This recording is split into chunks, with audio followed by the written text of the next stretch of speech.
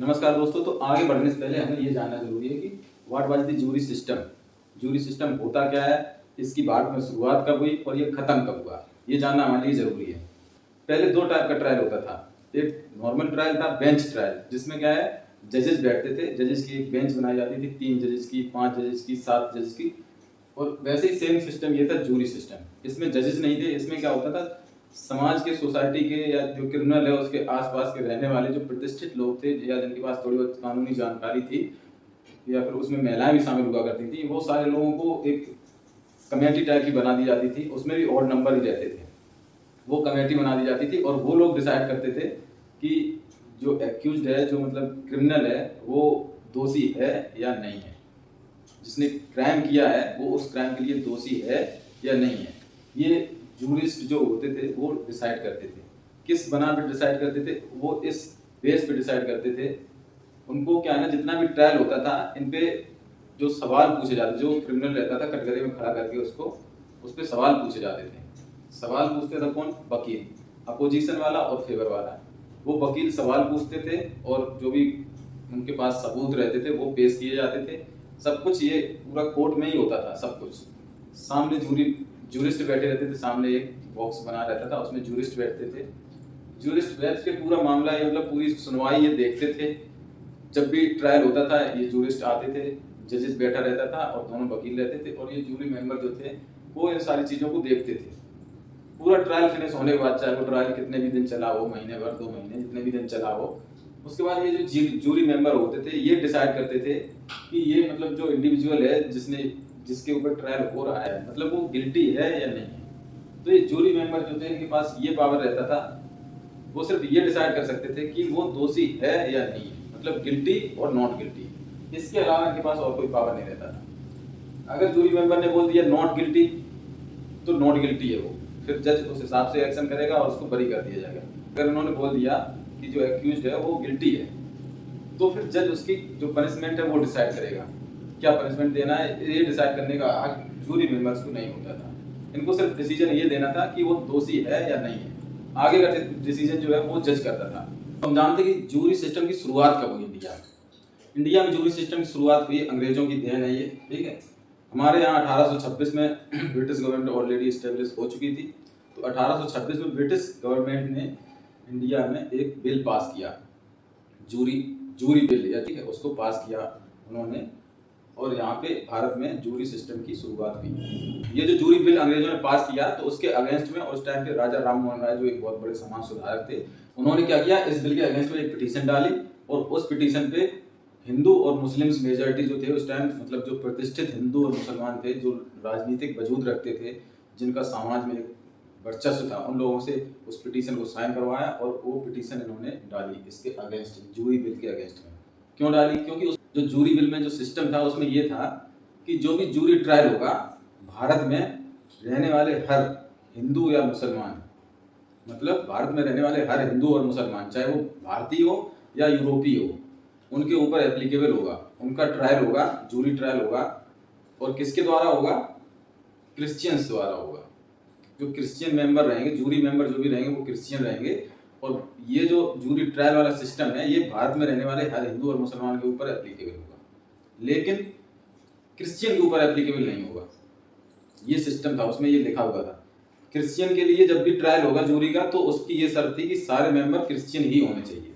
तो जो Christian member थे वो इस ट्रायल से एग्जेम्प्टेड थे। उनका जब भी ट्रायल होगा तो क्रिश्चियन मेंबर ही उसको ट्रायल कर सकते हैं। तो इसकी शुरुआत 1826 में हुई। राजा राम मोहन राय ने इसके खिलाफ में एक पिटीशन डाली। उस पिटीशन पे हिंदू और मुसलमान जो उस टाइम पे सामाजिक प्रतिष्ठा रखते थे, थोड़ा वजूद रखते थे, उन लोगों को उस पिटीशन पे साइन थे। तो राजा राम मोहन राय ये वही थे जिन्होंने भारत में सती प्रथा का अंत करवाया।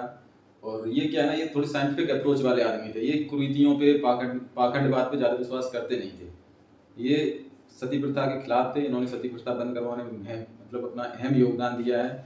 विधवा पुनर्विवाह जो शुरू हुआ वो भी इन्हीं की देन है, ठीक है।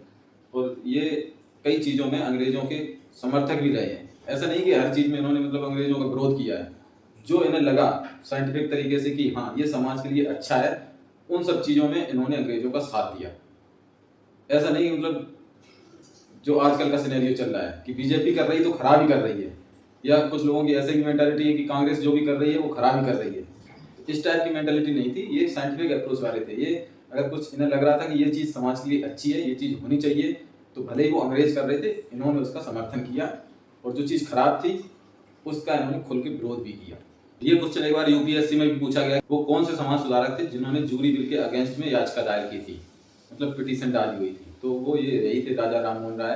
इन्होंने 1826 में जो अंग्रेजों के द्वारा जूरी बिल लाया गया था उसके अगेंस्ट में एक पिटीशन डाली हुई थी। ठीक, अब जानते हैं ये जूरी सिस्टम जो है ये खत्म कब हुआ हमारे देश में।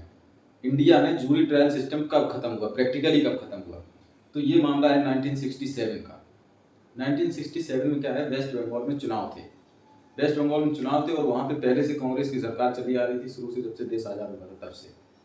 उसके बाद जब वेस्ट बंगाल में चुनाव हुए 1967 में, उस टाइम पे जो चुनाव थे वो महंगाई, भुखमरी, इन सब चीज़ों को लेकर चुनाव लड़े गए थे।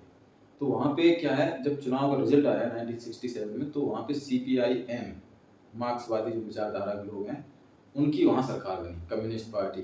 ठीक है, उनकी वहाँ सरकार बनी। तो सरकार जब बनी, इतने मतलब इंतजार के बाद, और ये मुद्दा था महंगाई भुखमरी वाला। उस टाइम फूड शॉर्टेजेस बहुत ज़्यादा चल रही थी, लोगों को खाना भी नहीं मिल रहा था, लोग भूख से मर जा रहे थे, लोग इतनी ज़्यादा दयनीय स्थिति थी। तो लोगों के अंदर जो मतलब अग्रेसिवनेस आ गई थी बहुत ज़्यादा, लोग बहुत ज़्यादा परेशान हो गए थे। तो वहाँ पे हड़ताल, धरना, ये सब चीज़ें आम हो गई थी। तो लोग बहुत ज़्यादा परेशान थे। जब सरकार बनी कम्युनिस्ट पार्टी ऑफ इंडिया की, तो हुआ क्या, वहाँ पे भयंकर जश्न हुआ, जगह जगह मतलब शो हो रहे हैं, रोड पे वो निकाले जा रहे हैं, जुलूस टाइप निकाले जा रहे हैं, और भीड़ जो है बहुत ज़्यादा मात्रा में सड़कों पर उतरी हुई है। वो अलग अलग तरीके से अग्रेसिवनेस दिखा रही है। जोश जोश में मतलब कम्युनिस्ट पार्टी के दो कार्यकर्ता थे, एक प्रखर चंद्र थे, एक रविंद्रनाथ चंद्र थे।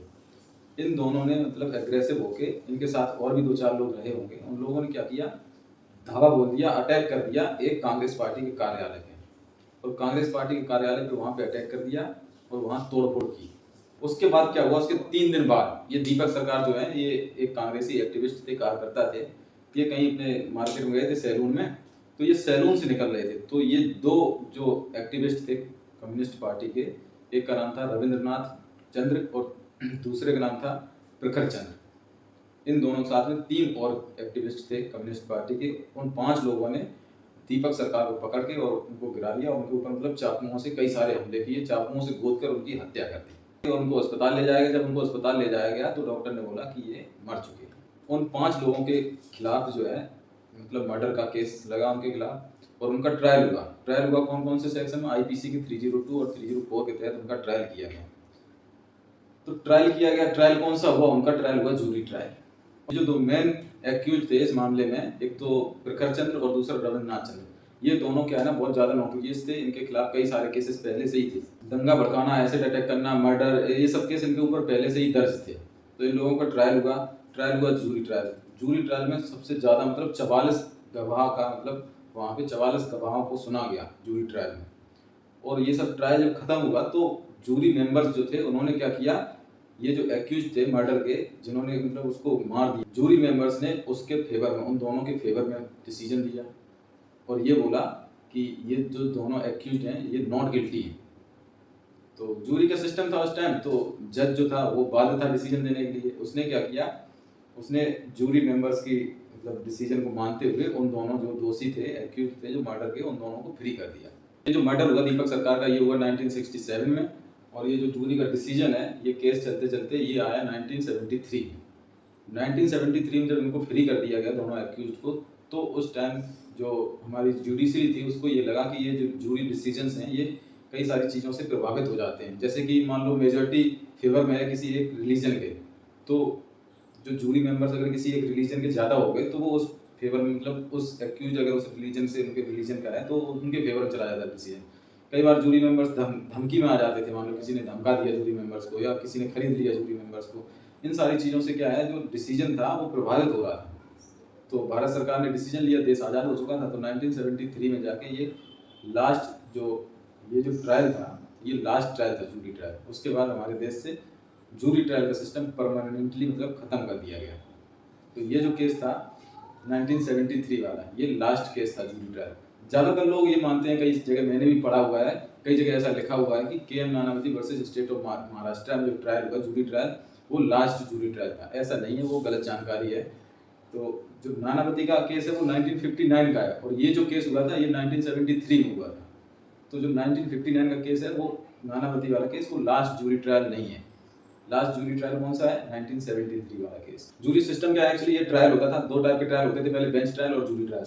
जूरी ट्रायल में भी ऑड नंबर रहते थे और बेंच ट्रायल में भी ऑड नंबर रहते हैं जजेस के। ऑड नंबर इसलिए रहते हैं क्योंकि जो डिसीजन आता है वो कहीं एकदम 50-50 ना हो जाए, जैसे मैच ड्रा हो जाता है ना कई बार, वैसे मतलब कोई डिसीजन ड्रा ना हो जाए, क्योंकि ट्रायल जो है वो कई बार महीनों चलता है, कई बार 4-5 महीने चल जाता है, कई बार 6-7 महीने चल जाता है। तो इतने लंबे ट्रायल के बाद अगर डिसीजन 50-50 रह जाता है ना तो वो पूरी सारी मेहनत बेकार हो जाती है। इसलिए ऑड नंबर में रखे जाते हैं ताकि अगर मान लो 9 मेंबर हैं तो 5 फेवर में रहेंगे, 4 अपोजिशन में रहेंगे, तो वो कम से कम जो फेवर में रहेगा तो वो मतलब बहुमत में हो गया, तो वो डिसीजन मान किया जाए। तो इसमें क्या है, मतलब 50-50 रहने वाला या ड्रा रहने वाला कोई सिचुएशन नहीं रहती, इसलिए ये हमेशा ऑड नंबर रखे जाते हैं, चाहे वो बेंच ट्रायल हो चाहे जूरी ट्रायल हो। जूरी ट्रायल में क्या है, वही मेंबर जो है समाज के प्रतिष्ठित लोगों को मेंबर बनाया जाता है और ये पूरा केस जो है सुनवाई के दौरान ये पूरा कोर्ट में बैठते हैं, अदालत में बैठते हैं, सारी चीज़ों को सुनते हैं, वहाँ पे जो भी गवाह प्रस्तुत किए जाते हैं उनको देखते हैं और उसके बाद ये अपने एक्सपीरियंस के बेस पे अपना डिसीजन जज को देते हैं। जज को देने के बाद ये पता चलता है मेजॉरिटी किसके फेवर में। मेजॉरिटी अगर किसी के फेवर मान लो है तो वो नॉट गिल्टी हो जाता है और अगर मेजॉरिटी फेवर में नहीं है तो वो गिल्टी हो जाता है। तो इनके डिसीजन के बेस पे फिर जज डिसाइड करता है कि क्या करना है। अगर नॉट गिल्टी हो गया तो उसको बरी कर दिया जाता है, अगर गिल्टी हो गया तो डिसीजन उसको क्या पनिशमेंट देना है ये वहाँ पे जो जज बैठा रहता है वो डिसाइड करेगा कि पनिशमेंट क्या दिया जाए इस मामले में।